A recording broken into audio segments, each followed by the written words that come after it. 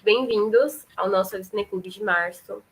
Eu sou a Gabriela, eu sou estudante de Geografia na USP. Eu sou bolsista do Cinegre desde o ciclo passado, 2020. Eu faço parte do Cineclube junto com a Ju, por explicando para vocês um pouquinho sobre o que é o Cinegre, né? O Cinegre é Cinema, Geopolítica e Relações Internacionais. E é um projeto de cultura e extensão universitária que é vinculado ao Núcleo de Pesquisas em Relações Internacionais da USP, que é o NUPRI. E a nossa proposta é promover debates acadêmicos relacionados à geopolítica e às relações internacionais, que está no seu nome, né? Por meio do cinema. E a gente quer levar essas discussões para além dos muros da universidade. E a gente tem muitas abordagens, a gente tem o Cineclube, que vocês estão participando, nós também temos um podcast, que é o Cinegcast, nós temos uma revista estudantil, que é o Sinestesia, a gente tem um canal no YouTube, a gente tem um blog, que é o blog do Cinegre, e a nossa maior motivação para fazer esse projeto é afetar a comunidade externa à USP. Então, a gente tende, né, a gente quer sensibilizar, debater e transformar de forma efetiva a realidade que a gente acessa, né, por meio da nossa atuação. E a nossa equipe atualmente é formada pelo coordenador-geral, um conselho consultivo, as nossas coordenadoras de projeto e os Cineggers, né, que somos nós, do ciclo 2021 e 2022. Aí agora a gente vai falar um pouquinho, né, sobre os convidados, sobre o tema, um pouquinho sobre os documentários, depois a gente abre para o pessoal comentar, para o público comentar. Olá, gente, boa tarde, muito bem-vindos. Eu sou a Juliana, esse é o meu primeiro ciclo do Cinegre, né? Estou há 6 meses como bolsista. Eu estou no 4º ano de biblioteconomia, Ave Maria, estou me formando já.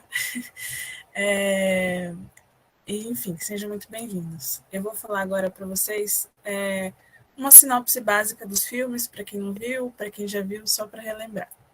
Então, primeiramente, começando com o nosso curta, o Caminhos da Vacina, de 2015, e foi um curta encomendado pelo Médicos Sem Fronteiras, e ele mostra o caminho do Médicos Sem Fronteiras para vacinar mais de 4 milhões de pessoas, nos cantos mais remotos e esquecidos do mundo.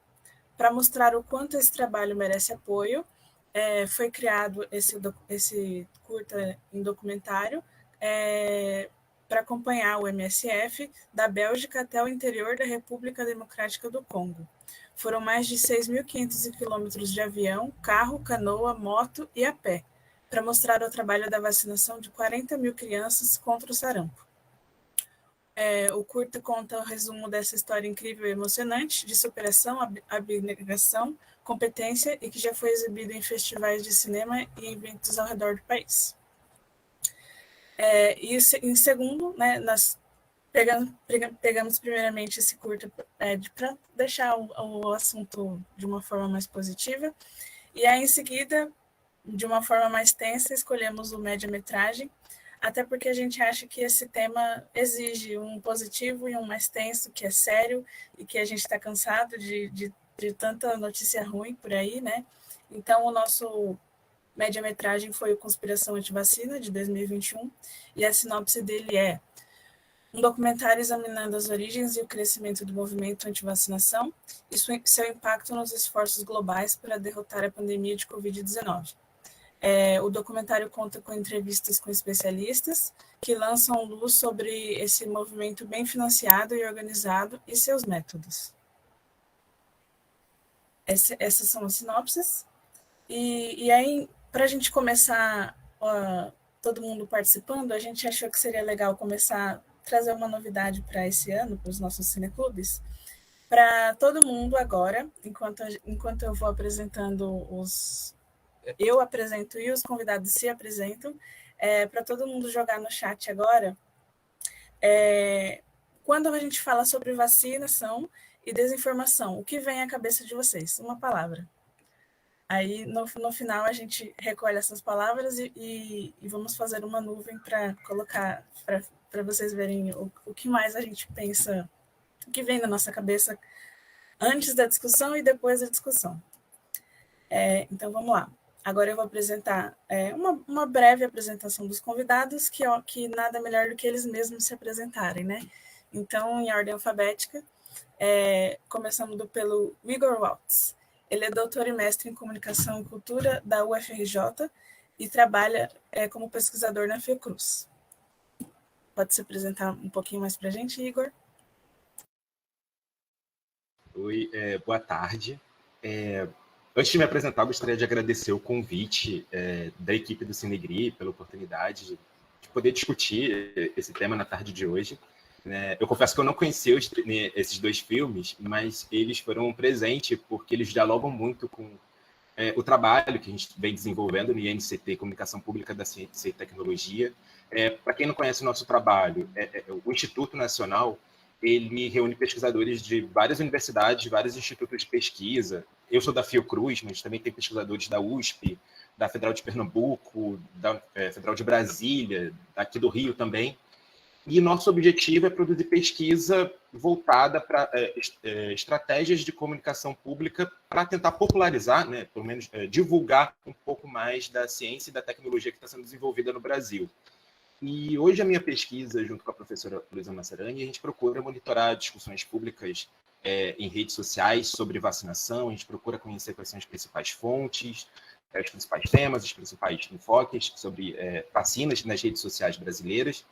E, obviamente, também a gente checa a precisão dessas informações, né? Pensar qual é o papel das fake news e de outros formatos de desinformação nesse cenário.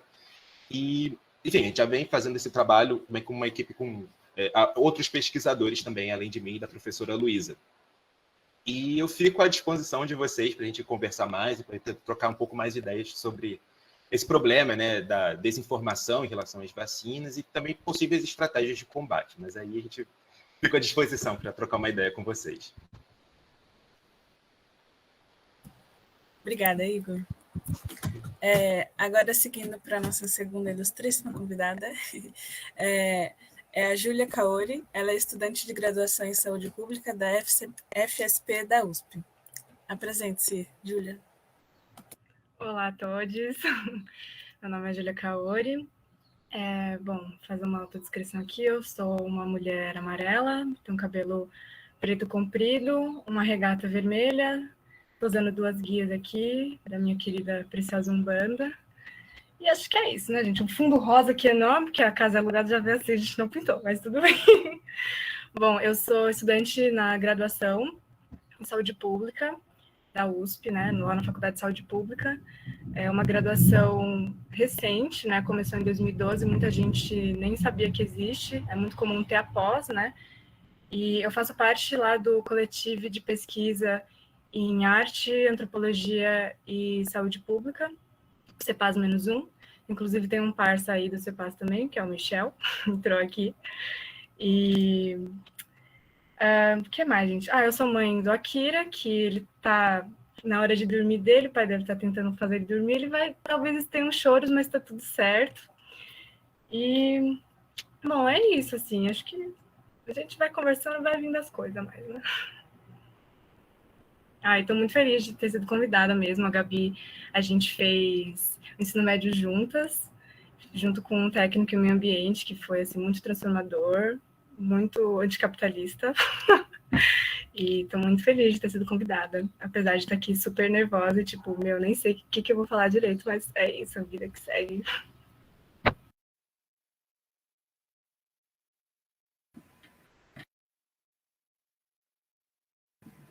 Gente, vocês podem colaborar no chat, viu? Pra gente fazer nossa nuvem de palavras no final. Por favor. Deixa eu só perguntar de novo, porque eu não entendi direito o que é a pergunta para a gente mandar as palavras. O que a gente pensa quando escuta sobre vacinação? Vacinação e desinformação. Sim. Aliás, muito da hora o trabalho do Igor, não conhecia essa parte, foi coisa maravilhosa, né? Depois eu vou super pesquisar mais, nossa, é um prazer te conhecer também.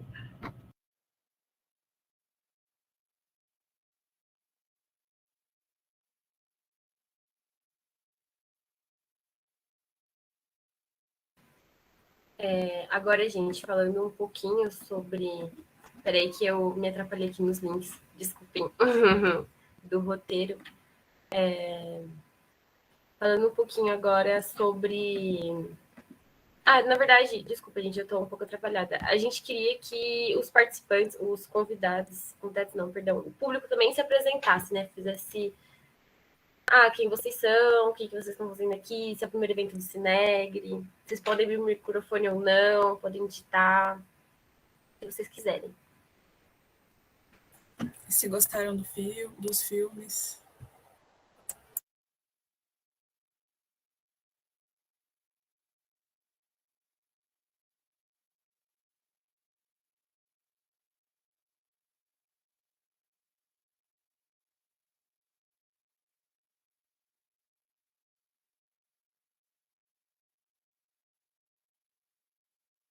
Eu acho que, enquanto ninguém fala, a gente pode começar falando o que a gente achou, né, Ju? A gente que está organizando aqui também, né?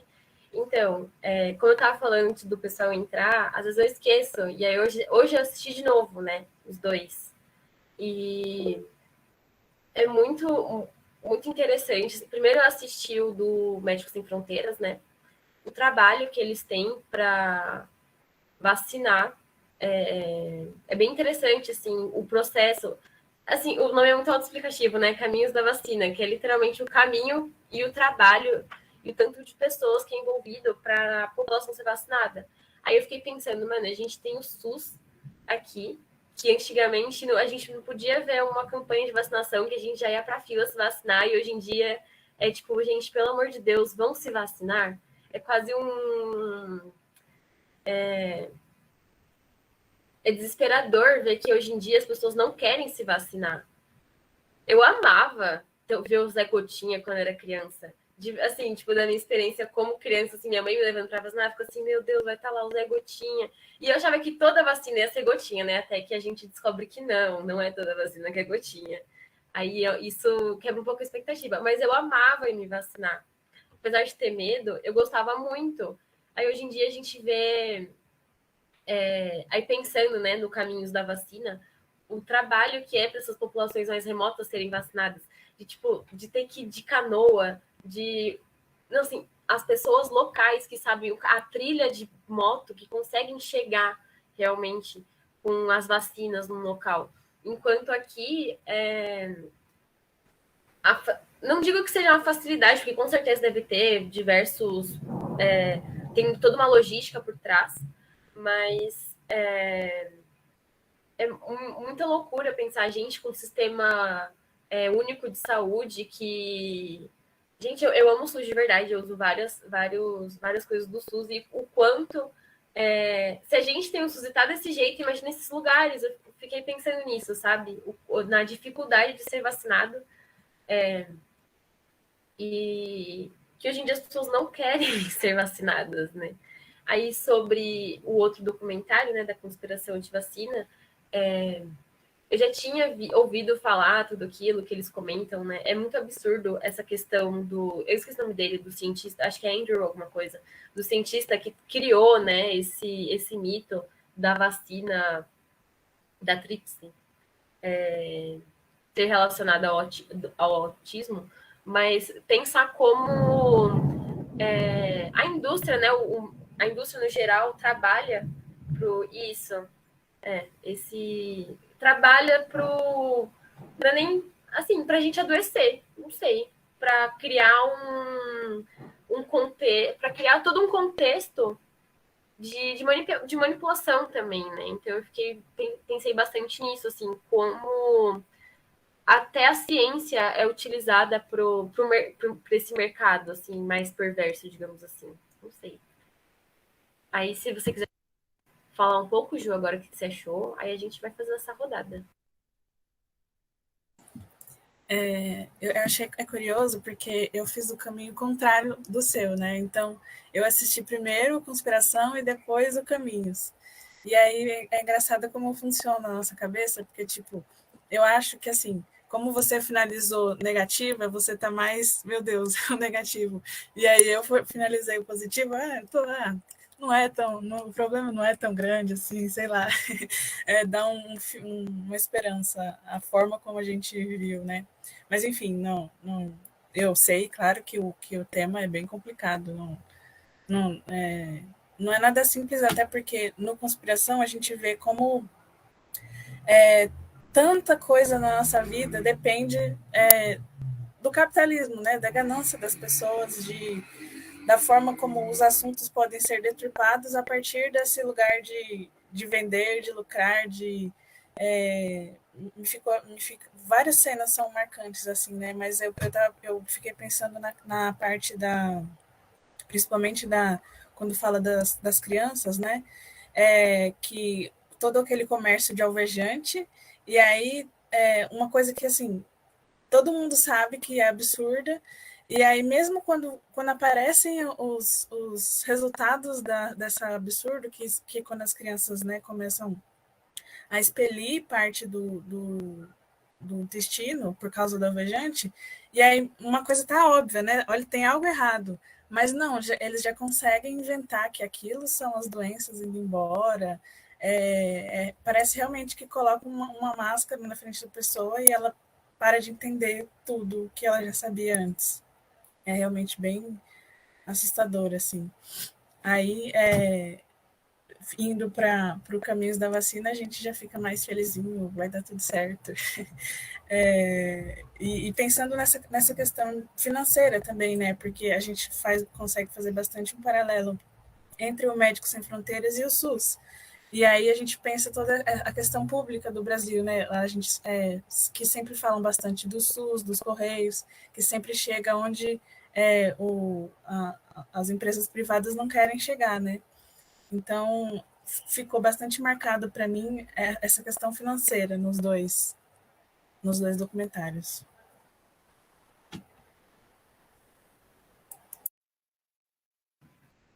O Michel contribuiu aqui no chat, se apresentando, que ele é mestrande em saúde pública da USP, que é a primeira participação do Snegri. Pode participar de vários dos próximos também. Todo mundo está super convidado.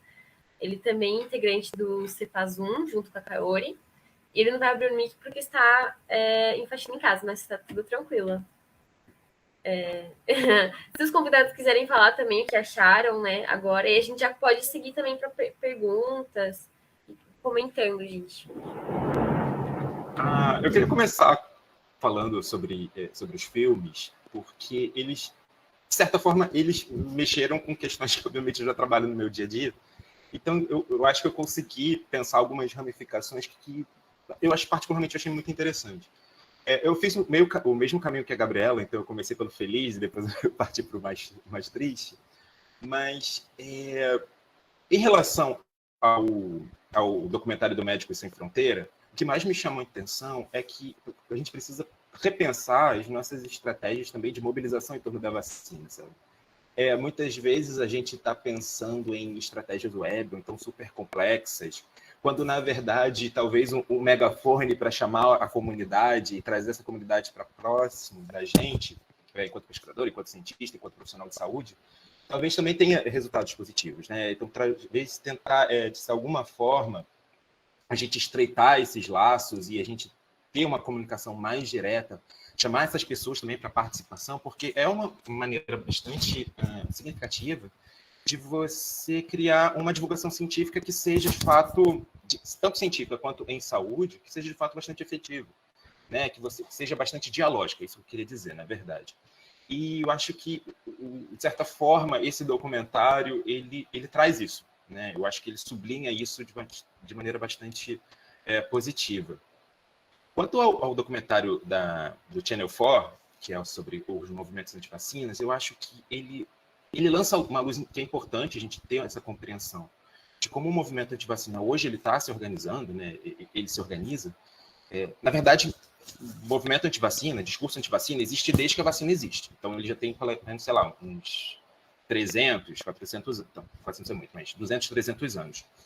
E muito atrelado a dogma religioso, muito atrelado a certos discursos relacionados à liberdade individual, mas esse movimento antivacina que a gente está assistindo agora, essa face mais contemporânea, realmente começou com o Andrew Wakefield, que lá nos anos 90, quando saiu o estudo dele, teve um impacto enorme, tanto no Reino Unido quanto depois na Europa, que foi significativo para derrubar os índices de vacinação, porque até hoje, tanto na Europa quanto nos Estados Unidos, esses países ocidentais, eles concentram esses bolsões de resistência à vacinação. Mas o que eu queria chamar a atenção, na verdade, é que no lugar da gente pensar esse movimento de vacinação propriamente enquanto um movimento coeso, organizado, obviamente que existe organizações anti-vacina, obviamente financiadas, mas mais do que isso, a gente precisa ter em mente que, na verdade, se trata de um espectro muito maior, né, que a gente chama, na verdade, de hesitação vacinal, mais do que propriamente anti-vacinação.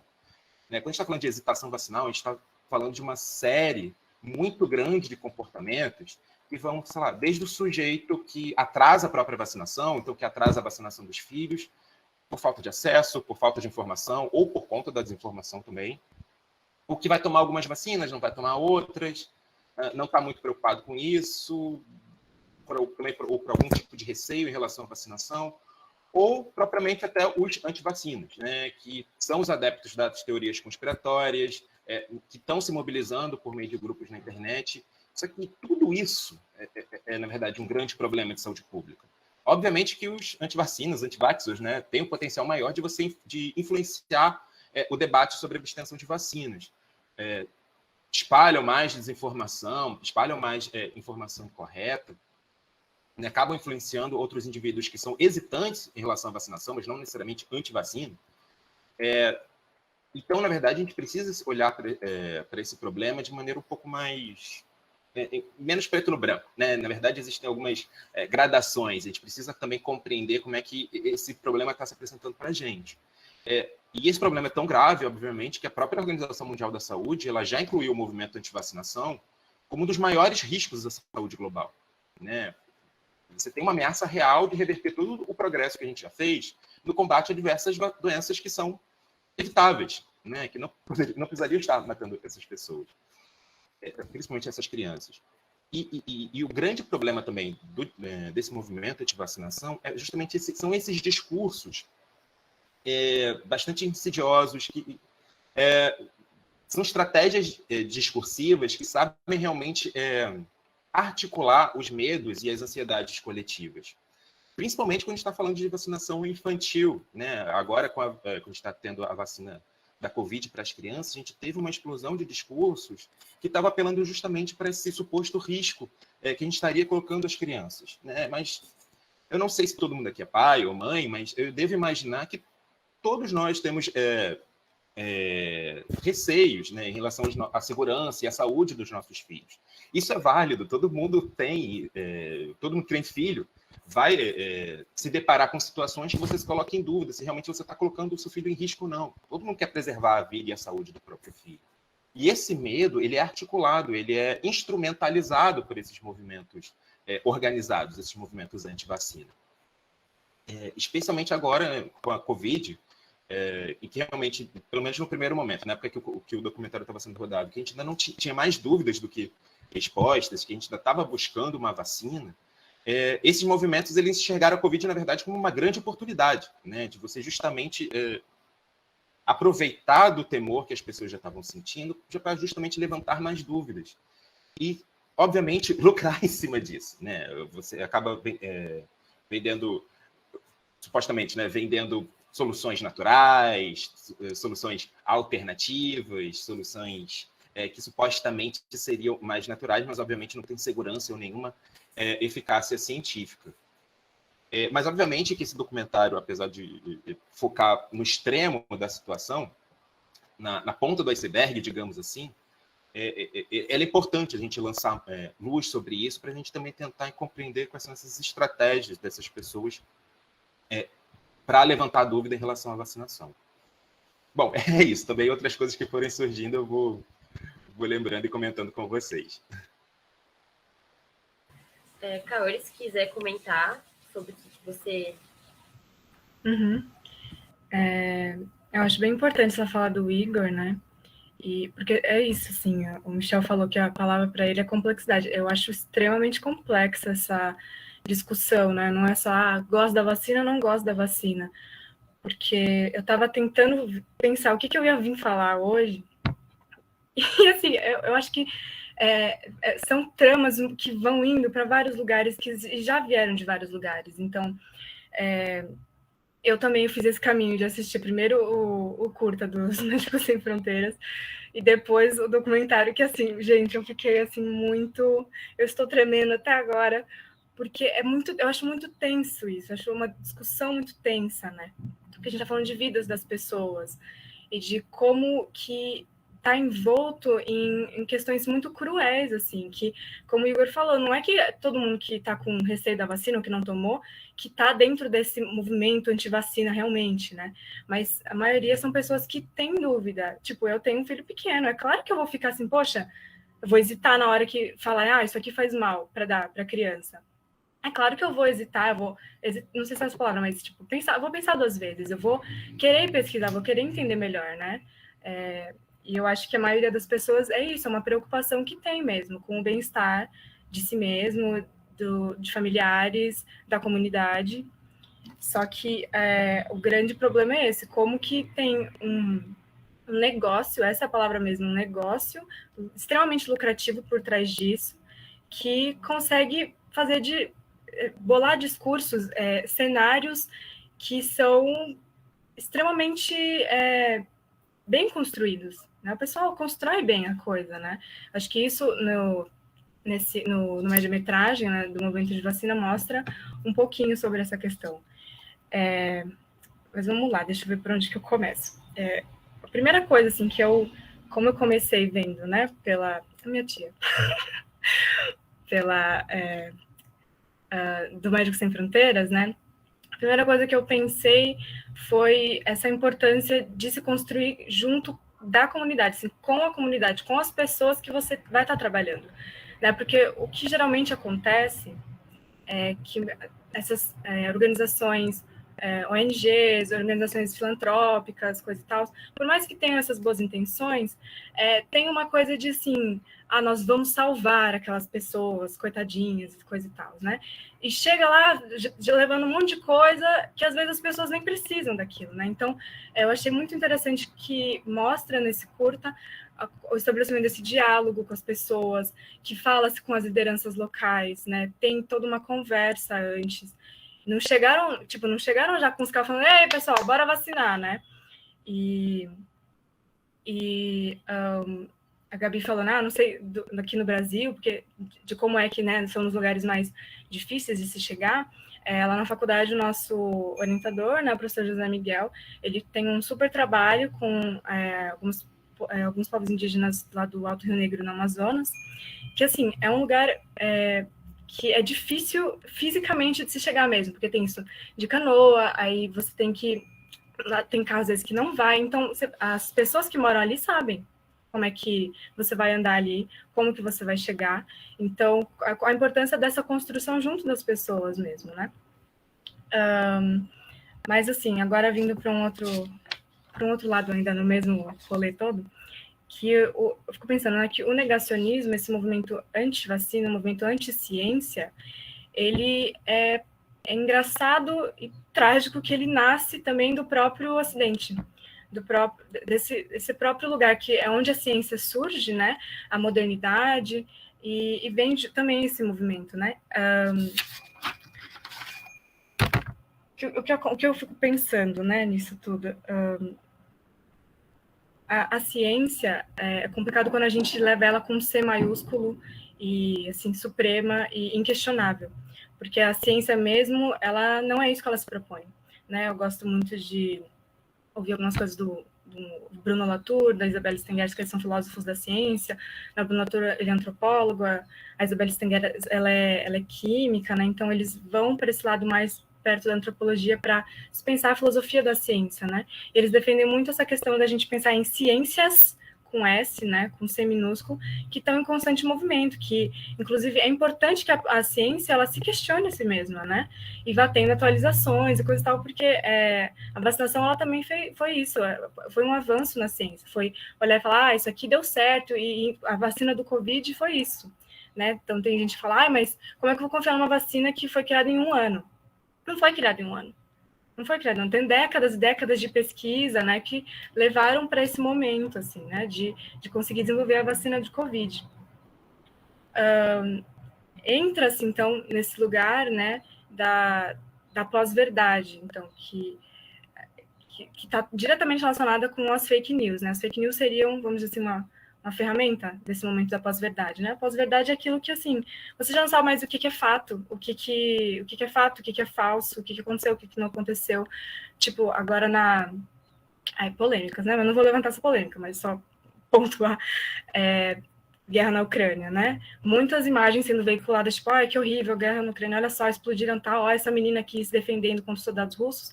E aí você vai ver muitas imagens que estão sendo divulgadas, falando que é de agora, da guerra da Ucrânia, na verdade, é de outras guerras, assim, no Iraque, por exemplo, de até 10 anos atrás, e o pessoal divulgando como se fosse de agora, né?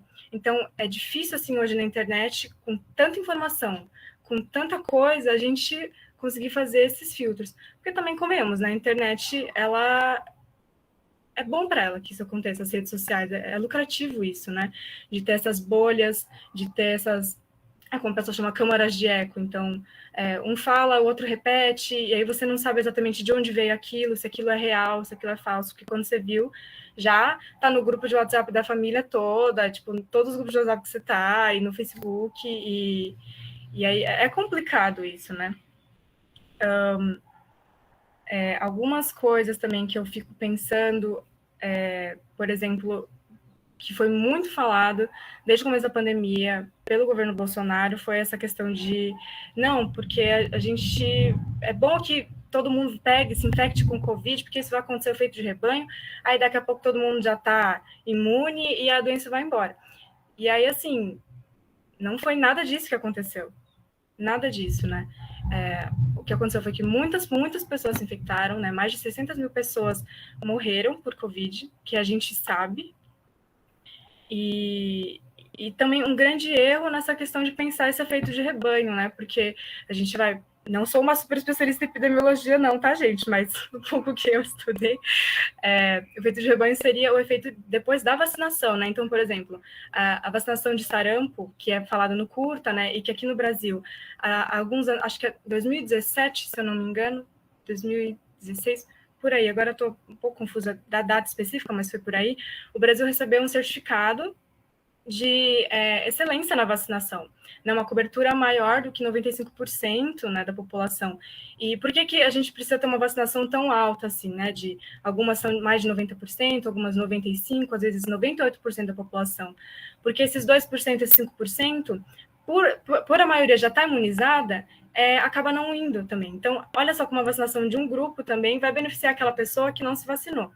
Só que, assim, com o Covid é complicado, porque é uma doença emergente, assim, que já apresentou muitas variações, o pessoal ainda está estudando muito para ver como que é o comportamento dela, porque acontece uma coisa aqui, acontece uma coisa ali, não tem ainda muito, assim, um certo controle, como outras doenças que a gente o SUS já, né, vacina há muito tempo, tem, né? É assim, assim, assim o quadro, acontece isso, faz tal coisa. Covid já não. Mas, enfim, o efeito de rebanho, na verdade, seria esse efeito das pessoas vacinadas, que tem essa capacidade depois de proteger a população. Não de você, naturalmente, adquirir uma imunidade, né? Porque também a gente entra nisso. Quem conseguiria adquirir uma imunidade? Quem sobreviveu, porque quem morreu não conseguiu. E aí? Né? O que a gente faz com isso? Isso é muito... Eu fico muito abalada, porque... muitas vidas. E não só essas vidas que se foram, mas e as vidas que ficaram aqui e tem que lidar com essa perda, que é insubstituível, que é irreparável. Enfim, isso me dói bastante, né? E eu acho que é bom que doa na gente também, porque mostra que a gente é humano e que a gente está realmente levando a sério isso que está acontecendo, né? enfim. Outra coisa que eu fiquei pensando bastante, né, em relação ao documentário, eu estava até comentando com o pessoal antes da gente começar, né, no final do média-metragem lá, falando do movimento anti-vacina, que mostra como nos Estados Unidos minorias étnicas foram também capturadas, né, cooptadas pelo movimento anti-vacina. E a mulher que é entrevistada, não lembro o nome dela, ela fala, eu não estou surpresa, porque as pessoas negras, elas ficam... elas são desconfiadas do governo. E, assim, com razão, com total razão. Eu acho que tem que se pensar também, por isso que eu acho que é tão complexo, porque tem muitas coisas que falam com o movimento anti-vacina, né? E toda essa questão. Por exemplo, uma coisa que não dá para a gente não olhar, que é a colonização, que perdura ainda até hoje, né? A colonização não acabou lá atrás. É um projeto que está aí durando e está tendo sucesso, né? Então, eu lembrei muito de uma pesquisa de uma pesquisadora chama Denise... Ai, meu Deus, Denise, esqueci seu sobrenome. Denise Pimenta, maravilhosa, assim. Ela fez uma pesquisa muito bacana em Serra Leoa e com a questão da ebola, né? Focando muito nas mulheres cuidadoras. Enfim, a pesquisa é muito interessante, gente. Depois eu posso mandar o link aqui, quem tiver interesse, né? Mas um ponto muito central, assim, que eu achei na pesquisa dela, foi olhar para essa violência impressa pela colonização. Tá? Que as pessoas, surgiram muitos rumores em relação ao ebola na época, né? 2014, 2015. Teve aquela epidemia, foi super horrível, né? E surgiram muitos rumores, né? Falando que... falando de questões conspiratórias, ou de que foi implantada, muitas coisas, ou que era questão de bruxaria, mas a um primeiro momento, se você olha meio desavisado, você fala, não, gente, mas o pessoal, tá viajando aqui, nada a ver isso, mas tem que se olhar para a história, né? A gente tem que ter a memória do que aconteceu. Então, na época, quando chegaram, né, os colonizadores, teve muita coisa de tráfico de pessoas, sequestro, pessoas morrendo, né, sumindo, pílulas sendo dadas para as pessoas sem explicação, coletando amostras de sangue sem explicar por que estava fazendo aquilo, dando injeções, né? Pode ser assim, muitas vezes foi alguma vacina e tal, mas não teve esse diálogo, né? Que a gente viu ali no curta dos Médicos Sem Fronteiras. Não falou, olha, é isso que a gente está fazendo, tal. Não foi feito isso. Isso gera medo e muita desconfiança. Não tem como. Um monte de gente estranha chega, faz um monte de coisa aí. Você também tem essas particularidades da cultura de cada local, de cada povo, né, também. Então, por exemplo, o sangue, ele é uma coisa muito, assim, fundamental em práticas mágicas, religião, meio que, assim, independente da cultura, não sei, não vou dizer todos, não vou ter essa prepotência, mas vamos lá, na maioria, o sangue, ele tem uma coisa, assim, muito... Não tá vindo a palavra, gente, mas é uma coisa, assim, mística, vamos dizer assim, que trata de questões íntimas, assim, sabe, mais profundas, não é, colher o sangue e acabou, né? Então, era assim, tipo, o que estão fazendo com o meu sangue? Vão fazer alguma coisa de ruim para mim, para minha família? Não se sabe, né? Hoje também, se vierem coletar o meu sangue, eu vou falar, o que vocês estão fazendo com isso aqui, né? E ninguém fala nada. E no Brasil, eu acho que também não é diferente. Assim, não estou defendendo, né, claro, não, tem que ser contra a vacina, mas eu estou querendo apontar um pouco que é um debate que eu acho complexo, que eu acho que aborda muitas questões, dentre elas, essa questão da colonialidade, né? Então, eu ouvi um professor, né, lá da antropologia, muito interessante, ele apresentou um trabalho para a gente que chama, tá em inglês, tá? Transparency and Conspiracy...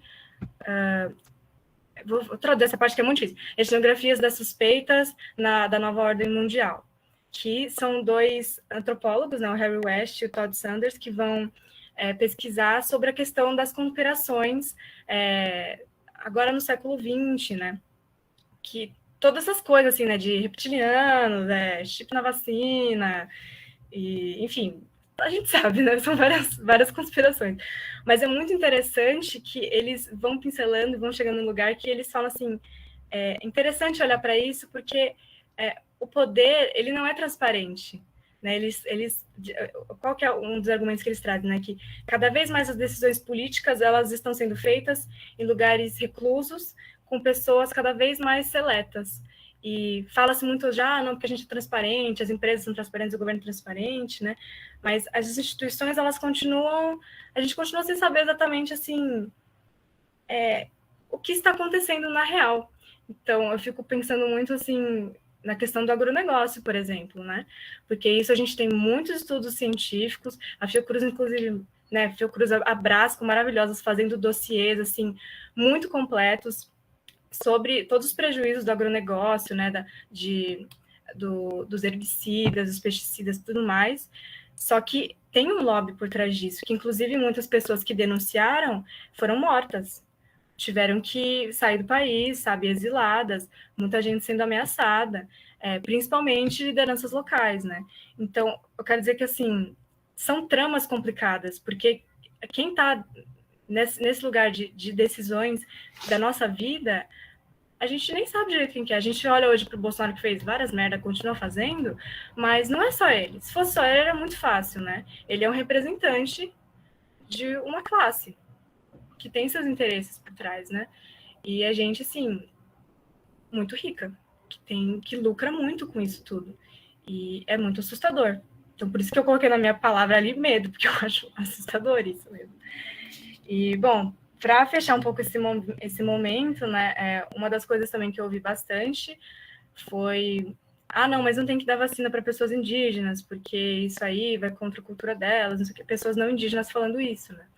E aí você vai ouvir o movimento indígena, e as pessoas falam: não, a gente precisa da vacina, porque a gente está morrendo, né? E a gente olha, inclusive, recomendo muito assistir aquele guerrasdobrasil.doc, tem um seriado, documentário seriado, né?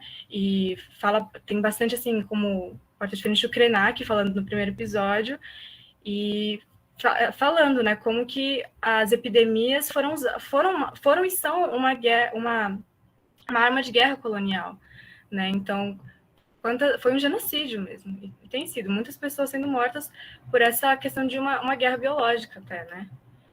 E tem até registros de colonizadores pegando roupas de pessoas que tiveram varíola, né, smallpox, deixando para comunidades indígenas, isso lá atrás, né, entrarem em contato e morrendo disso, né, como, assim, proposital. Enfim, gente, me enrolei um pouco aqui, me desculpem, mas estamos aí abertos para dialogar.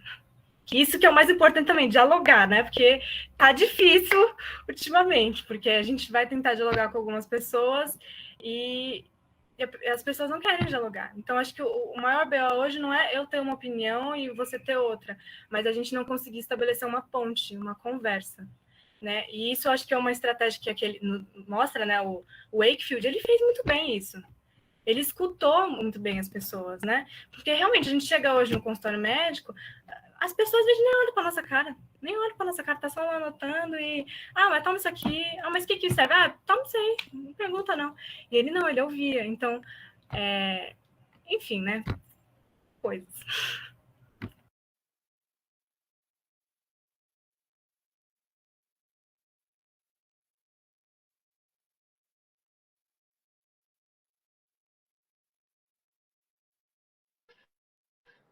Eu mandei no chat, gente, o público que estiver assistindo, quem quiser comentar alguma coisa, falar alguma coisa, fiquem à vontade, tá bom?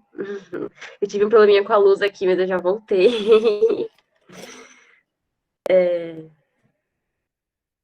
Podem comentar, não sei. Se vocês assistiram, o que vocês acharam.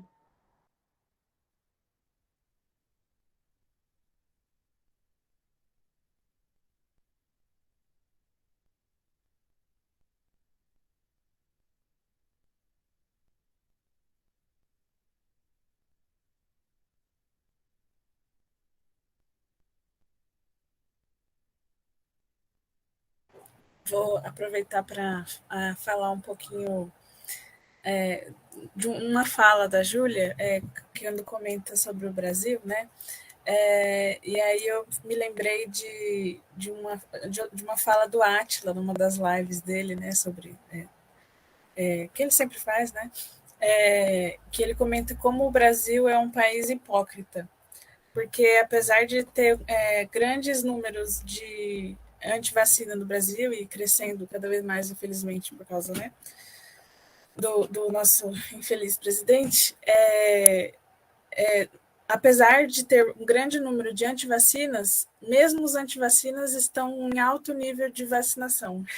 Fala que não é para vacinar e se vacina. Do mesmo jeito que o Brasil é o país que mais mata pessoas trans, mas também é um dos que mais consome pornografia de pessoas trans. Então, aqui a hipocrisia reina, né? Então, são muitos detalhes, né? É um assunto muito complicado, né? E aí, mas é muito interessante ver que mesmo quem fala que não é para fazer, faz o que, o que, o que pede para não ser feito, né?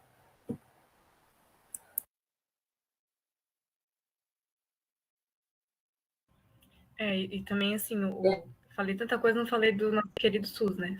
Tipo, o Programa Nacional de Imunização é um dos melhores do mundo, é reconhecido por países super, super desenvolvidos, vulgo ricos, né? E assim, eu lembro do meme, né, do querido Bolsonaro, enfim, que é aquele momento, assim, que a gente tá na desgraça, mas pelo menos a gente consegue rir um pouco, né, do, do cara fazendo como se fosse a Pfizer mandando e-mails pro Bolsonaro, né? E é interessante isso, porque a Pfizer, ela viu desde o início o potencial que o Brasil tinha por causa do SUS, né? Como que, assim, a gente poderia estar vivendo um outro cenário hoje. Isso me dói muito pensar que a vacina podia ter chegado muito antes pra gente. Tipo, muito antes mesmo, né? E muitas pessoas que eu conheço, assim, morreram antes da vacina chegar. E pensando também na catástrofe do Amazonas, né, em janeiro do ano passado, que foi antes da vacinação, né? Então, fico pensando, poxa, se tivesse sido antes, né, a vacina tivesse vindo, talvez isso não teria acontecido, né? Difícil.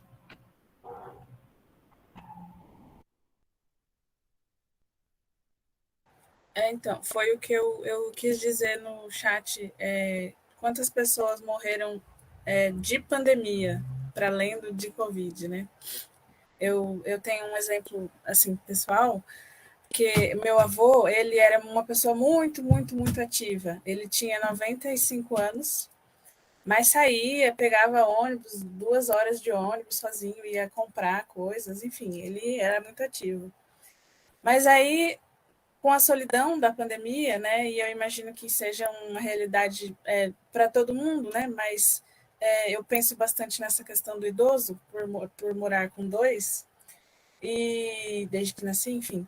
E aí não é o que está na certidão de óbito dele, mas para mim ele morreu de solidão de pandemia. Tinha 1 ano e meio, né, de pandemia quando ele faleceu. Então realmente se tivesse vacinar antes, se tudo tivesse sido feito direitinho, a nossa situação podia estar muito melhor e muitas pessoas, além de Covid, poderiam estar vivas, né?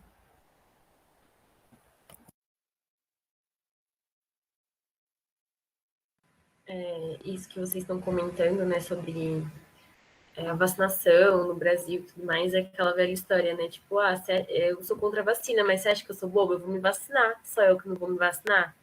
Não sou bobo, né? Vou me vacinar também. Muitas pessoas falam isso, eu sou contra a vacina, não sei o que tem dentro dela, mas eu não vou deixar de me vacinar, né? Que os próprios anti-vacina acabam se vacinando com esse discurso de tipo, eu vou ser o único que não vou me vacinar. Não, até parece. Aí, aproveitando para puxar também, né, comentando isso, sobre a volta, né? Queria que vocês, né, comentassem um pouco sobre também volta de doenças que antes eram consideradas erradicadas ou extremamente raras, né? O quanto esse movimento anti-vacina e o movimento de desinformação, né? É um risco à saúde pública, né? Em geral, o quanto uma fake news, parece uma coisa muito boba, afeta a saúde coletiva, né? Aí eu queria que vocês fizessem um comentário sobre. Gabriela, essa é uma questão realmente extremamente pertinente. A gente teve no Brasil, por exemplo, o retorno do sarampo. Acho que de uns 2019, 2020 para cá, a gente voltou a ter casos de sarampo depois de um longo período sem essa doença.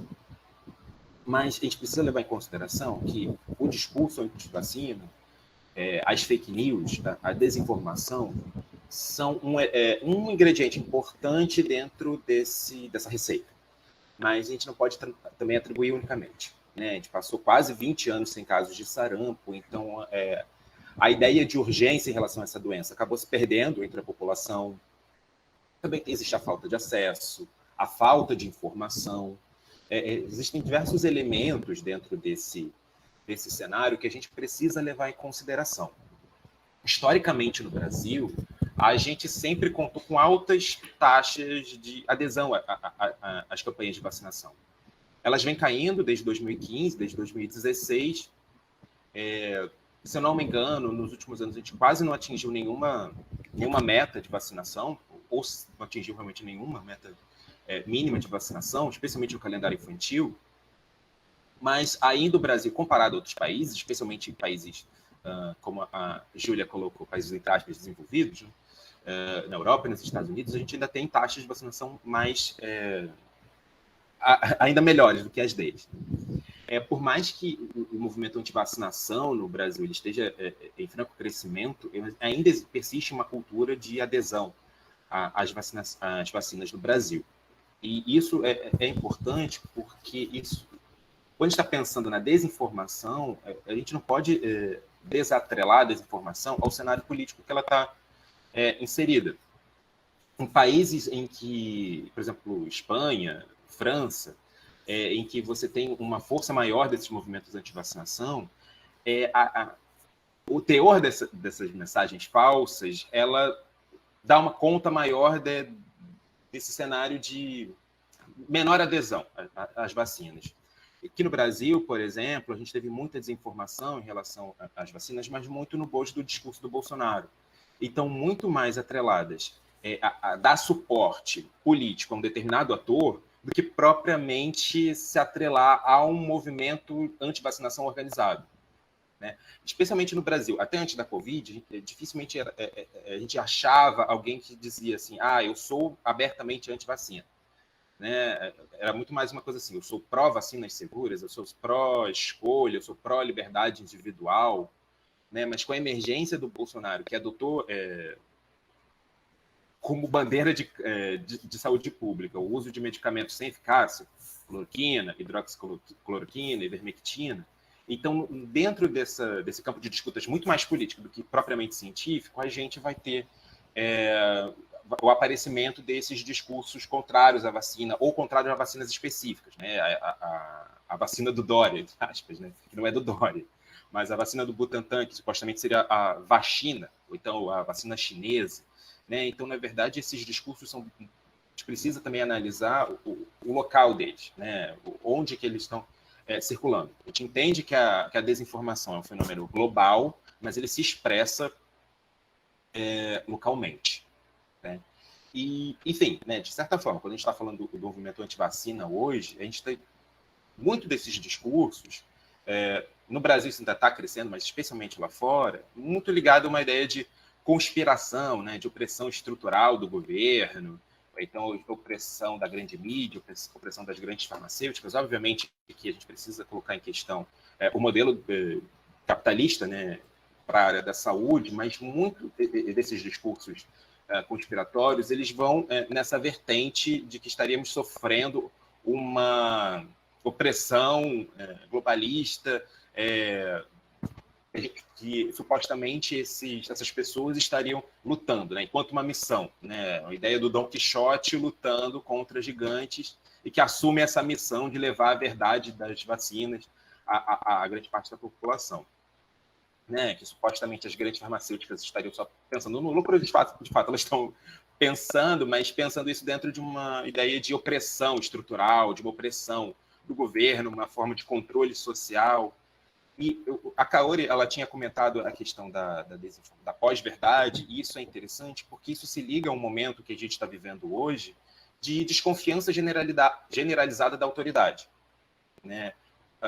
Se as fake news são o instrumento, a parte mais visível desse fenômeno da pós-verdade, o que vai marcar uma característica importante desse fenômeno é justamente essa desconfiança nas instituições tradicionais, na autoridade das instituições tradicionais, da medicina, da ciência, da mídia, do governo, né? Essas comunidades anti-vacinação, ela tende a defender, por exemplo, como a gente viu no documentário, esses remédios naturais que vão supostamente ou eliminar a doença do seu corpo, sempre vão sugerir alguma coisa que seja, na verdade, alternativa, né? Então, a ênfase desses remédios alternativos, ou então naturais, vai muito com essa coisa da desconfiança, né? Do questionamento da legitimidade da comunidade médica, da comunidade científica, né? Que supostamente estaria corrompida, né?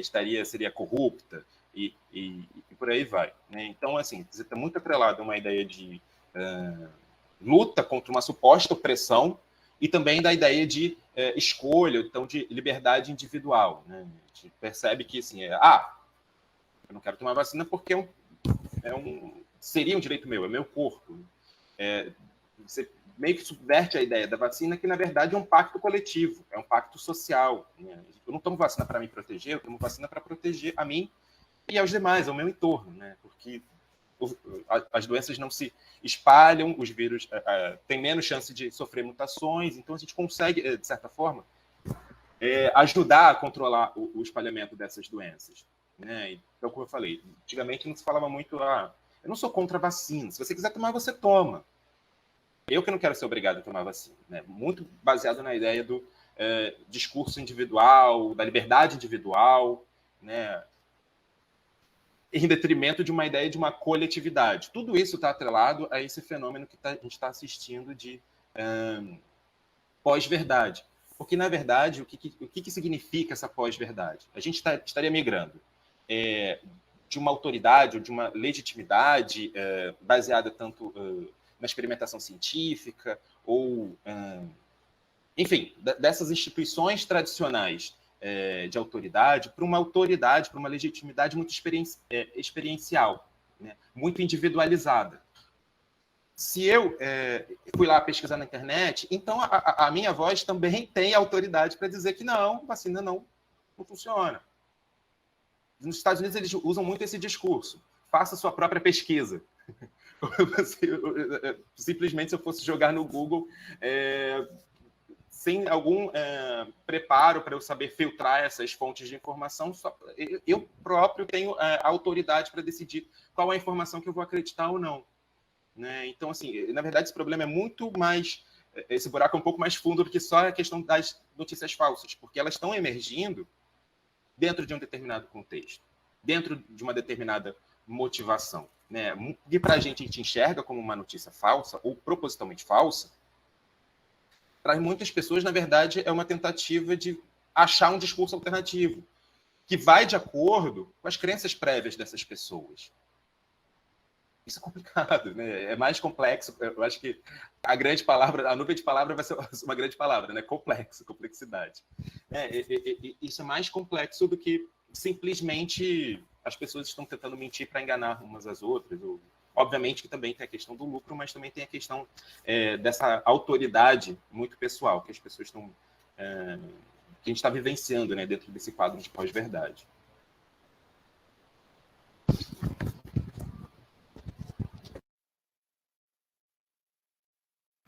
Se quiser comentar, Kaori, pode ir.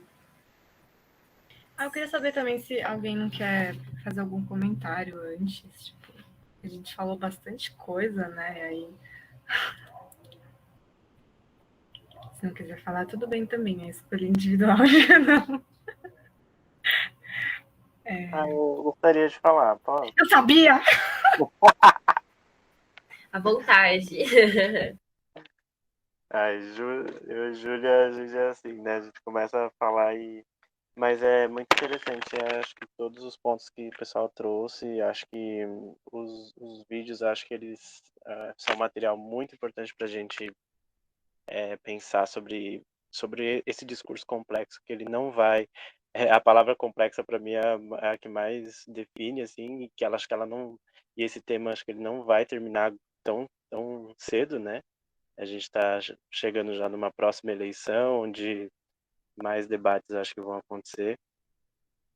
Também acho que nesse viés, mas eu tenho feito um exercício, pelo menos em relação a esse tema, de tentar olhar um pouco para o nosso próprio quintal, né? Então, a gente que trabalha na área da saúde coletiva, de pensar qual é o nosso papel, eu acho que dentro disso tudo, né? Então, eu acho que quando o Igor fala sobre essa questão das informações, por exemplo, disponíveis, né, principalmente nesse contexto de pós-verdade, a gente pode se questionar, por exemplo, por que quando a gente busca essas informações, geralmente as informações feitas dentro de academia, dentro de universidade, por núcleos de pesquisa, não são as primeiras a aparecerem, por exemplo, num site de busca, sabe? Por que não são as informações que estão hitando, né? Não estão nos trend topics do Twitter ou no YouTube, né? Porque que não são essas as informações que são as mais difundidas e as mais divulgadas, né? E aí, como acho que o Igor e a Kaori já falaram sobre, por conta de todo um contexto político, né? Acho que existem financiamentos que fazem com que algumas informações cheguem a mais pessoas e outras não, né? Mas eu fico pensando sobre o nosso papel também como academia, como universidade, como pesquisadores, por que a gente não consegue alcançar tantas pessoas também, né, com as nossas pesquisas, com as nossas reflexões, né? Eu acho que a ciência, como a Kaori falou, né, com C maiúsculo, acho que ela durante muito tempo ela ficou presa dentro do seu condomínio, assim, fechado, né, cheio de muros e de grades. Eu acho que nesses momentos, acho que principalmente a partir do momento que esses discursos neofascistas, vamos dizer assim, eles começam a emergir, eu acho que aí esses contextos, né, eu acho que eles começam a correr atrás para tentar levar essas informações que antes eram meio que privilegiadas e percebem que estão muitos passos atrás, né? Eu sinto muito isso de que eu trabalho no Hospital das Clínicas aqui em São Paulo, então eu vejo muito isso de algumas pessoas falarem assim, olha, eu acredito no pastor da minha igreja, o que ele fala, porque ele conhece a minha realidade, sabe? Ele tá ali no meu dia a dia. Agora, essa pessoa que chegou para vir falar para mim da vacina, eu nunca vi ela aqui, sabe? Eu nunca vi ela nunca, nem antes da pandemia, ela não estava aqui. Então, eu acho que essa distância, eu acho que é um fator muito importante que eu acho que a gente precisa levar em consideração, né? Porque eu acho que é uma coisa que muitos pesquisadores, muitos núcleos de pesquisa acho que estão fazendo exercício de tentar se aproximar, né? Então, acho que a universidade ela vê muito essa questão de extensão, né? De você se conectar com a comunidade, com a sociedade, só como um pontinho a mais ali, né? E não como essencial. Então, eu acho que é uma coisa que a gente precisa olhar, e eu acho que traz muito do que a Júlia também estava falando, né? Então, tem muitas coisas de você levar, por exemplo, algumas propostas, por exemplo, para populações indígenas, sem você saber o que de fato elas estão precisando, ou o que elas querem ali, né? A gente simplesmente imaginar a partir dos nossos lugares, a partir da onde estamos localizados, o que essas populações elas querem, o que elas precisam, e não trazê-las para o debate, né? Então, eu acho que quando você leva uma proposta pronta, sem essas pessoas terem participado de toda essa construção, eu acho que fica muito mais difícil mesmo, né? Desses grupos a entenderem e talvez aceitarem, né, essas propostas. Então, acho que é o que eu estava pensando um pouco aqui ouvindo vocês agora. Eu acho que essa questão de fake news, como a gente pode falar? Que hoje em dia a gente meio que tem que se provar, né? Uma coisa que eu até brinco, a gente até teve um cineclube um tempo atrás sobre fake news, desinformação, que, sei lá, antigamente, se alguém chegasse, eu faço geografia, então, dando exemplo da minha área, se alguém chegasse para mim e falasse assim, a Terra é redonda, um geógrafo, não, a Terra é um geóide. Hoje em dia, se alguém falar que a Terra é redonda para um geógrafo, ele vai chorar de felicidade, que ele não vai ter que te provar que ela não é plana, sabe? Porque hoje em dia é isso. Cada área tem a sua terra plana. No meu caso, a terra plana, a geografia é a própria terra plana, né? Então, tipo, cada área tem essa... ainda mais hoje, né? E pensando assim no nosso trabalho do SNEG, que é levar essas discussões para fora da comunidade universitária, porque é comum a gente ter esses debates. É comum eu conversar com as pessoas do meu entorno que frequentam a universidade, mesmo que não sejam do mesmo curso do que eu, não façam a mesma graduação do que eu comentar essas coisas, mas é bem mais difícil o conhecimento universitário acessar esses locais que a gente está comentando, né? Uma comunidade mais afastada, uma comunidade indígena, uma comunidade quilombola, que muitas vezes, também por interesse financeiro, digamos assim, não é levado, sabe? Não existe uma intenção de divulgar certas coisas por questão financeira mesmo, não tipo, não é importante, mas por questão de dinheiro também, né? A gente pensa assim. Aí, não sei se mais alguém quer comentar, eu vi que tem um comentário da Catarina, que ela escreveu que conseguiu entrar há pouco tempo, mas foi bem interessante, super importante isso que a Ju colocou, né? Sobre as questões do entorno, como agronegócio, populações indígenas, que são super relacionadas com a saúde pública, que se dá no Brasil em um contexto mais amplo. Que é o que a gente comentou agora, que o Michel também comentou, né? Então, acho que sim, a gente tem que ver também as especificidades, né, de cada local. Aí não sei se mais alguém quer comentar alguma coisa, fazer mais alguma fala.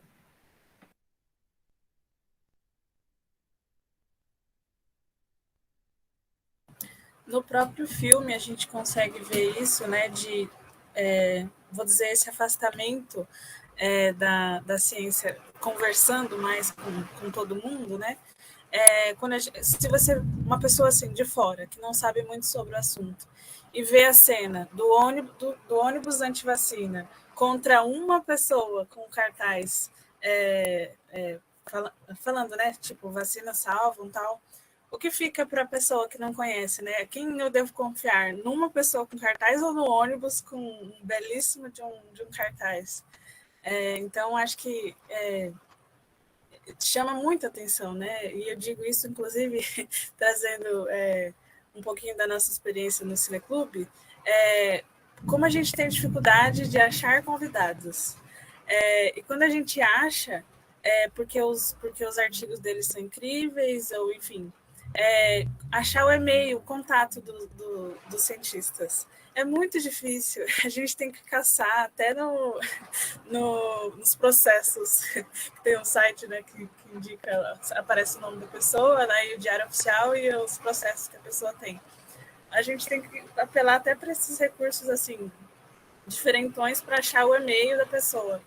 Então, realmente, esse lugar da divulgação científica mais próxima de todo mundo, né?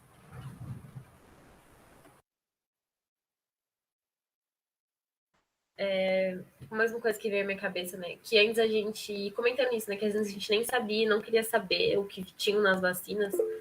Eu acho que a pandemia, né, essa questão da gente também aproximou também um pouco a população do processo que a pesquisa. Agora as pessoas ficam interessadas. Claro que tem um pessoal que fica interessado por mal, né? E pessoas que ficam interessadas realmente por curiosidade de como acontece a pesquisa, de como é o processo. Não custa, tipo assim, antes a gente quase não ouvia falar de pesquisa sobre, e hoje em dia a gente sempre ouve falar, né? Então eu acho isso muito interessante. Aí, se vocês quiserem comentar um pouco, né, como. Não vou falar isso, porque seria horrível falar o lado positivo da pandemia, não é isso que eu quero dizer, mas o como essa busca por informação também foi positiva para aproximar, né, a população, por exemplo, da Fiocruz, né, onde você atua, Igor, se quiser comentar um pouco. Sim, obviamente que a gente não vai chamar a Covid de uma oportunidade, mas eu acho que alguns estudos já têm mostrado que, de certa forma, ela conseguiu sensibilizar as pessoas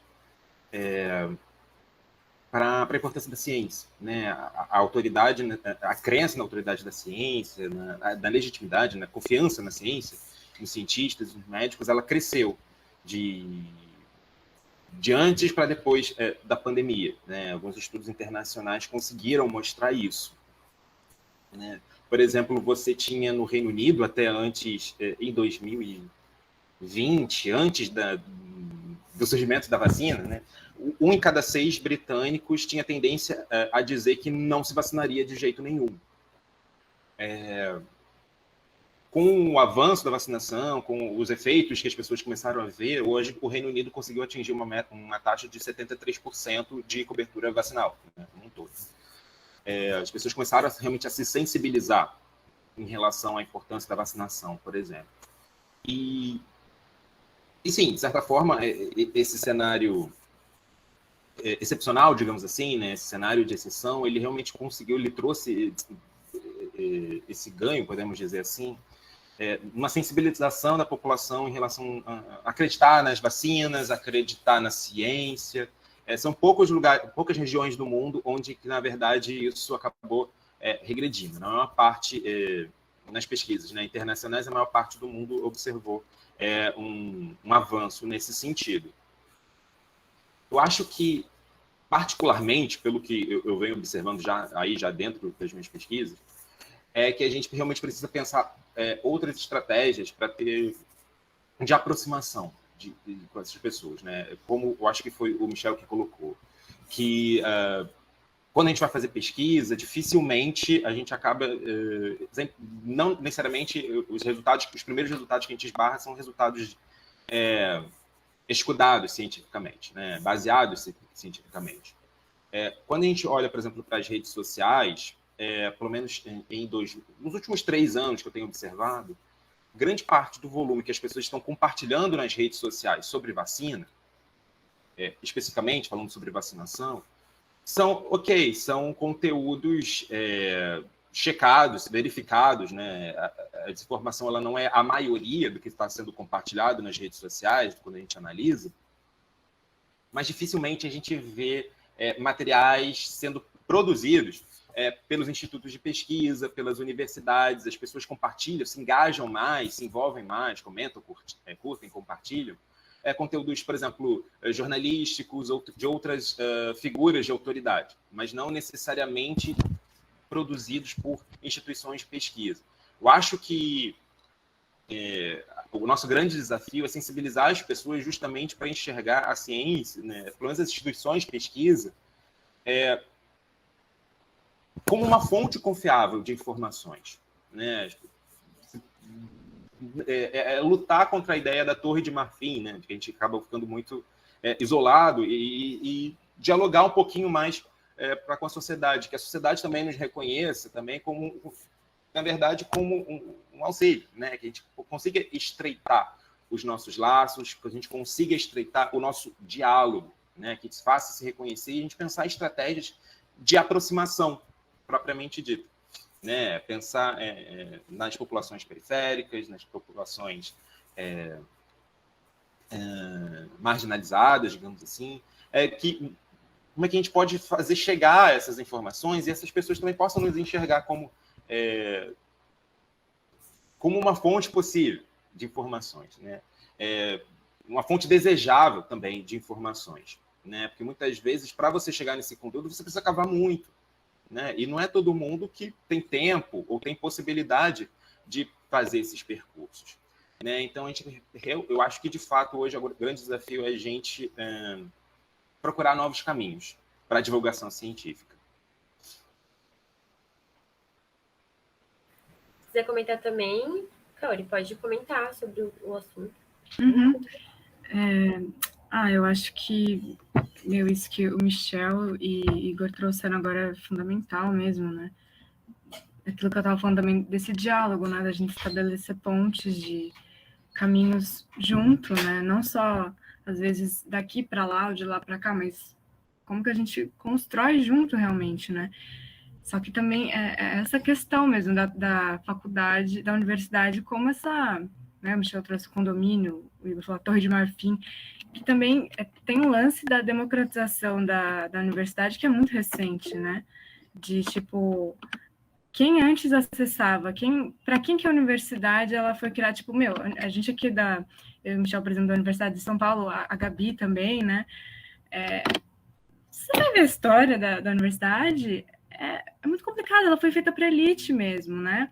E não tô falando de pessoa rica, tô falando assim, a elite, né? O pessoal que ficou cansado de ter que viajar para a Europa, falar, vamos fazer aqui mesmo, gente, vamos criar aqui. Então, isso de outras camadas, outras classes acessando, outras classes, não digo, na real, outra classe, né?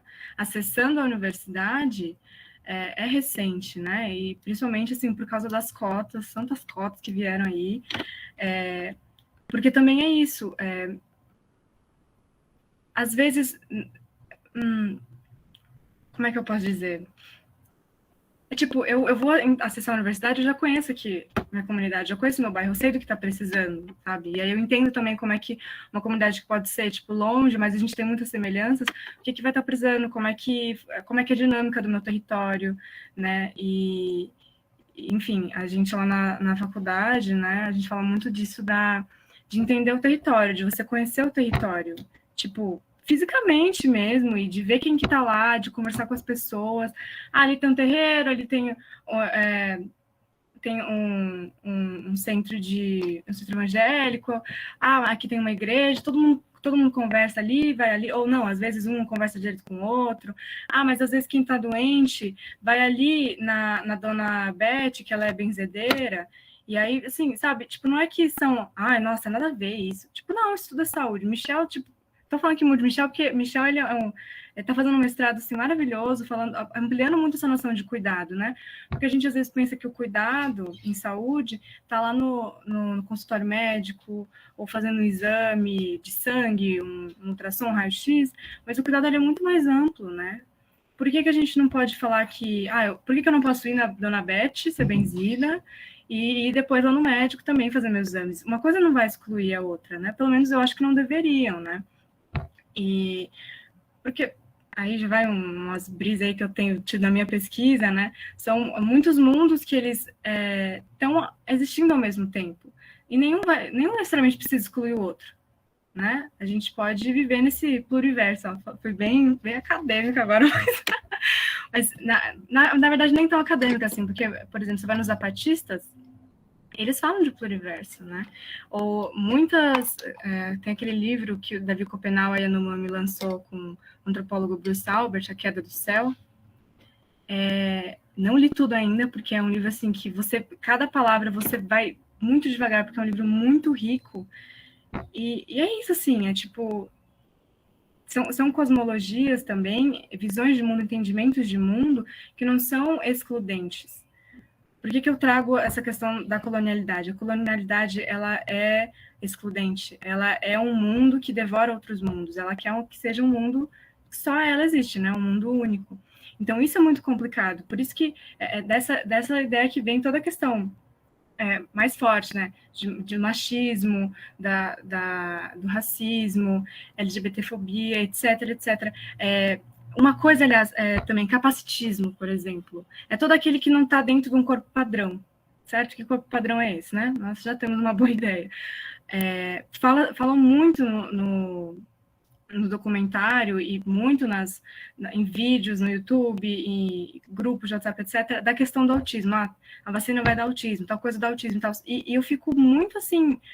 chocada como que também é tratada essa questão do autismo como uma coisa, assim, eu acho de um grande desrespeito, né? Porque você entra numa questão capacitista, né? Como se fosse uma doença, o autismo, como é algo que tem que ser curado, e, né, as pessoas falando isso. E não, é uma condição da pessoa, né? Assim como uma pessoa que pode nascer com uma deficiência na perna e não andar, mas a pessoa ela é menos que isso, ela é mais, ela é uma pessoa que tem uma condição assim, todo mundo tem uma condição, a gente somos seres humanos, cada um vai ter sua condição, e é isso, né, mas é complicado quando a gente estabelece um corpo padrão, e é isso, né, e, enfim, esse acho que é um dos diálogos também complicados que a saúde pública, enquanto não a minha faculdade, mas a instituição saúde pública, né, nasce muito sobre essa lógica.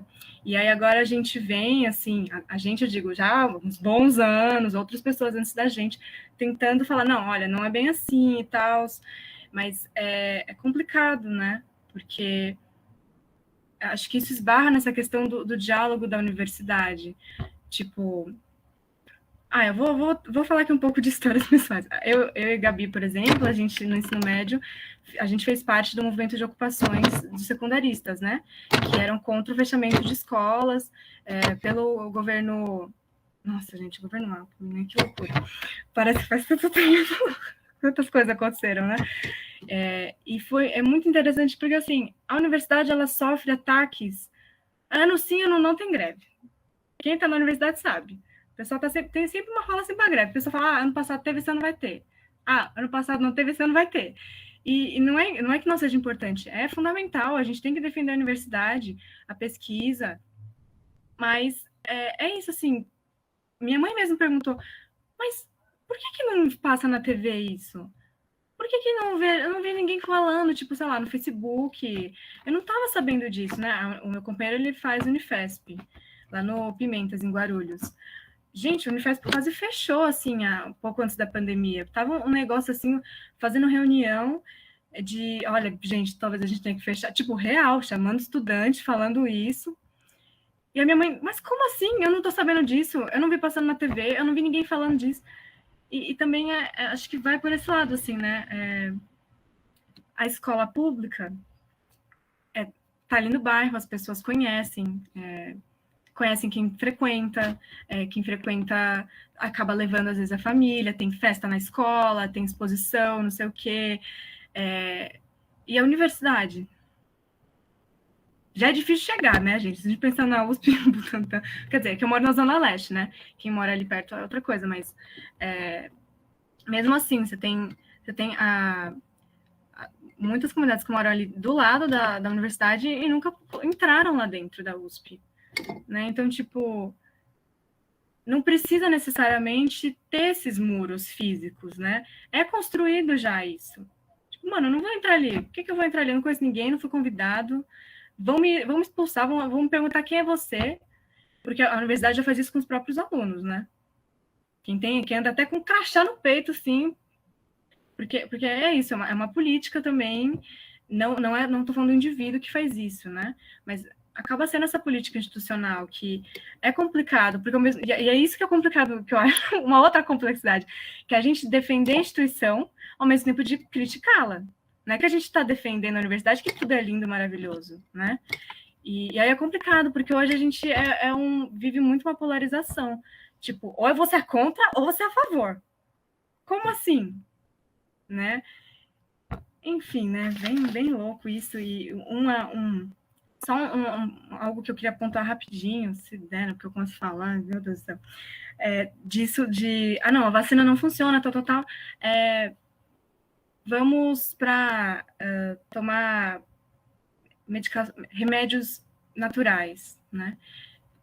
Gente, eu sou super a favor. Eu acho que é maravilhoso isso, né? De você ir para fitoterapia, saberes populares, né?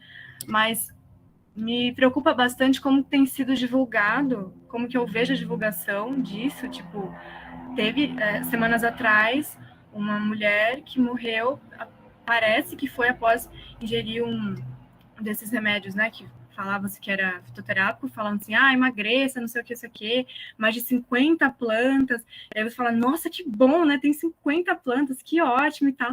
Só que assim, quem conhece mesmo, e aí a gente vai voltar lá na Dona Beth Benzedeira, por exemplo, ou vou falar o nome real, né? A Dona Catarina, que é lá da aldeia do Peruíbe, dos Guarani, que é o pessoal que sabe mesmo, e pessoal dentro da universidade, é claro, que estuda pra caramba, mas que isso real, assim, é um saber popular, é um saber de povos originários, né? Que a universidade, eu acho que tem um movimento muito legal, que tem sido de abraçar mais saberes, por exemplo, pelos encontros de saberes, né?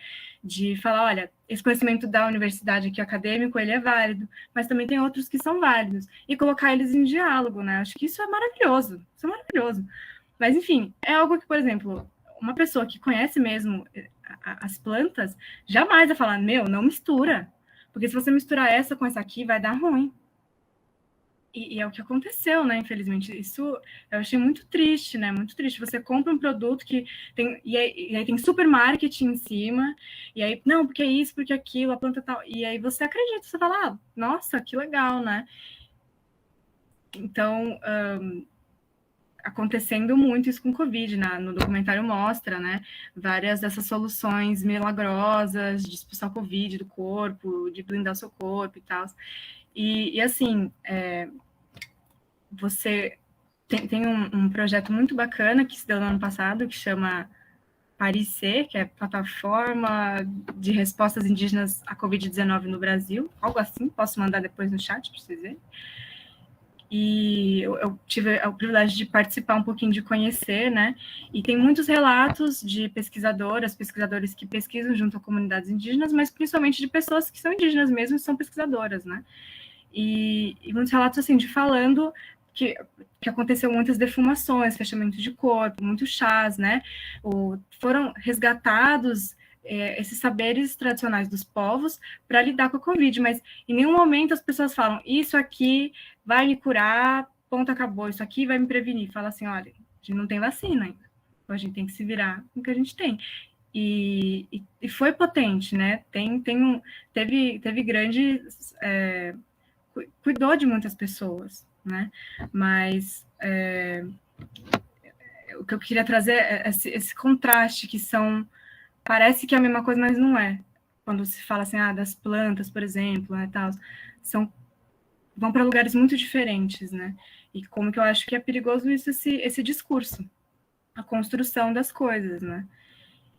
Enfim, acho que a gente tem muito para avançar mesmo, mas fico feliz, assim, muito feliz mesmo dessa conversa que a gente teve aqui, desse espaço.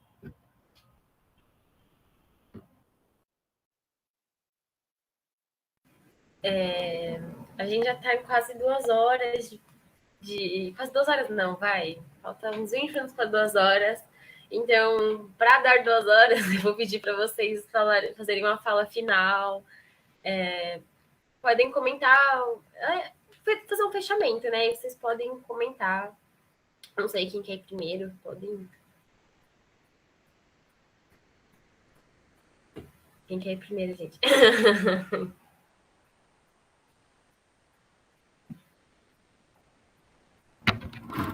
Pode.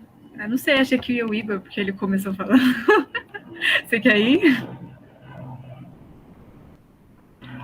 Era mais... Acho que, enfim, gente, nem sei mais o que dizer. Eu queria dizer, assim, que eu sinto muita falta de estar junto, de corpos físicos, de abraçar, da gente comer comidas e conversar, e que isso é insubstituível. E que me dói muito, porque às vezes eu fico pensando, pô, mano, a gente já podia estar, né, em outro momento, enfim.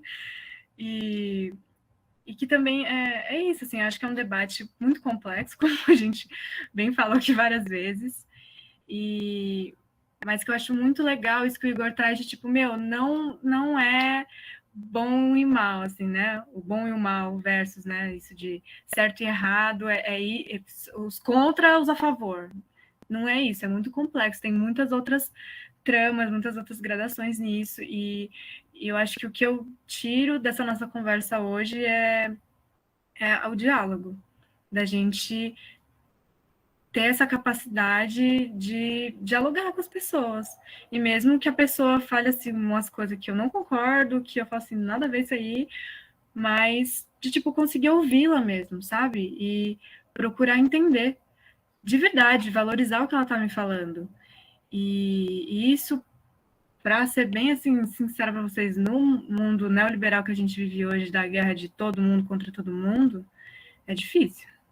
É difícil, porque são muitos mecanismos que são feitos, nosso próprio modo de vida é muito cansativo, é corrido, é um monte de coisa que tem que fazer ao mesmo tempo, e vai para lá, vai para cá, a cidade é enorme, e enfim, né?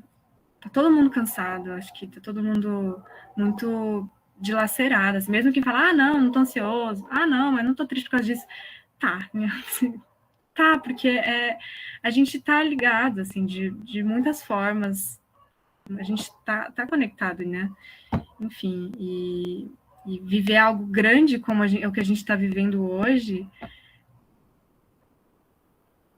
acho que não tem como a gente não ser afetado de um jeito ou de outro, ou de múltiplos e muitos jeitos, né? Mas eu queria deixar uma mensagem de esperança, porque tá difícil, né? Mas isso da gente acreditar mesmo no humano, na nossa capacidade. A gente tem a capacidade de fazer guerra? A gente tem.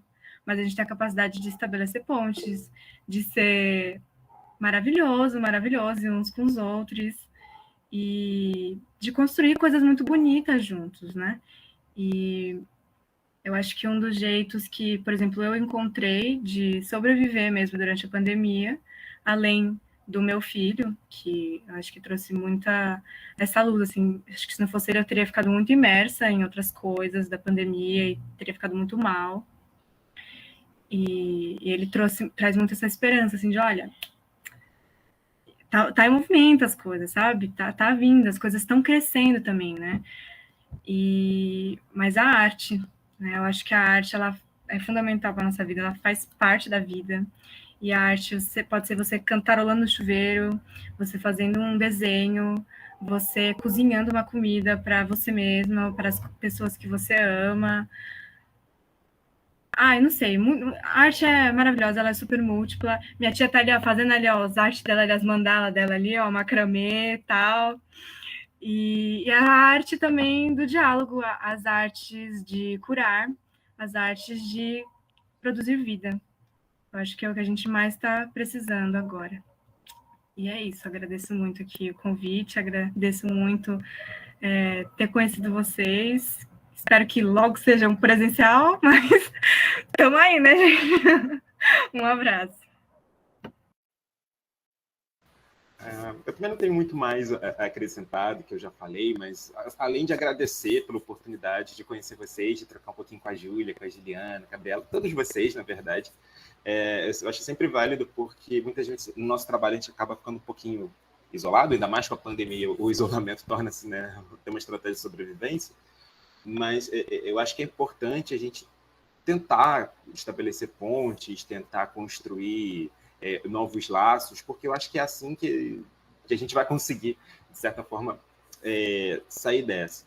Especialmente para mim, que trabalho com monitoramento de redes sociais, então às vezes eu tendo a ficar um pouco triste com tudo que eu acabo vendo e assistindo, mas, enfim, eu acho que o importante é a gente conseguir não matar na gente a nossa esperança, né? Eu acho que o grande desafio, a grande revolução que a gente pode viver hoje é não deixar a nossa esperança esmorecer e acreditar na possibilidade da construção de um futuro possível, né? De construção de diálogos, de construções de pontes, principalmente quando a gente está falando de desinformação, que aí eu vou puxar um pouquinho para a minha brasa, é muito difícil, é como a desinformação é como um vírus, a gente não tem como combater, é muito difícil a gente combater a sua disseminação. A gente combate deixando as pessoas imunizadas à desinformação, e a gente só vai imunizar as pessoas promovendo diálogo, promovendo educação, promovendo construção conjunta. Enfim, não vai ser nós, cada um isolados, que a gente vai conseguir resolver o problema. Pelo contrário, a gente precisa pensar em integração, precisa pensar em cooperação, precisa pensar de maneira conjunta, de maneira integrada. E por isso reforço, então, o meu agradecimento pelo convite. Fico à disposição para voltar mais vezes, se vocês quiserem falar sobre desinformação, sobre ciência, estou sempre aí. E o que eu puder contribuir ou só assistir, eu aceito. Fico muito honrado pelo convite. E muito obrigado, viu, gente? A gente agradece a participação de todo mundo. A gente fica muito feliz com esse clube cheio desse.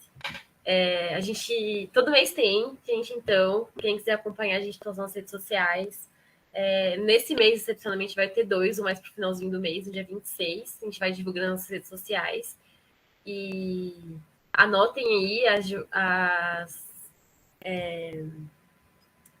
indicações da Júlia. E isso, gente, a gente quer agradecer bastante a se proporem, né, um sábado, tá debatendo aqui com a gente. E é isso, gente. Muito obrigada por participarem desse evento. Muito obrigada, gente. Não se esqueçam da mensagem de esperança. Assistir primeiro Conspiração, depois O Caminho. Obrigada. Total. Tchau, gente.